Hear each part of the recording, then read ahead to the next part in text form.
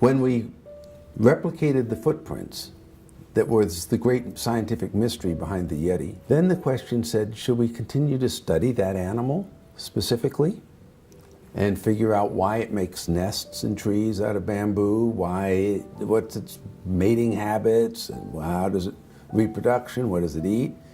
That would have been one scientific angle. But my background is in international development. So I was much more interested in the fact that I had watched during the, at that point, 40 years I'd been searching for the Yeti. I'd watched the jungles disappear. So my calling wasn't to continue to answer that. My calling was to preserve the environment. Then the question comes, what to do about it?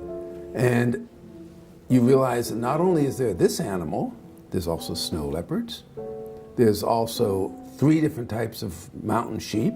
There's musk deer. There's a whole ecology there. And you say, wow, maybe we should take care of the environment. Maybe we should create a national park.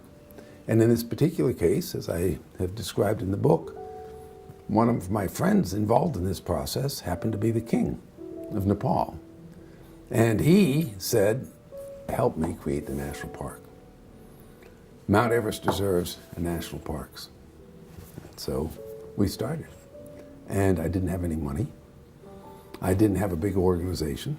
But now there are 18 national parks that have followed the model. So it began with answering the mystery of the Yeti. It then moved to saying the Yeti is part of an ecology, the Mount Everest ecosystem. How can we protect that ecosystem? We created national parks then on both sides of the border, one in Nepal, one in China.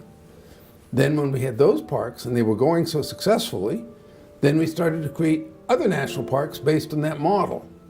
And why the model was working was that it was 1/5 the cost of the normal national park model.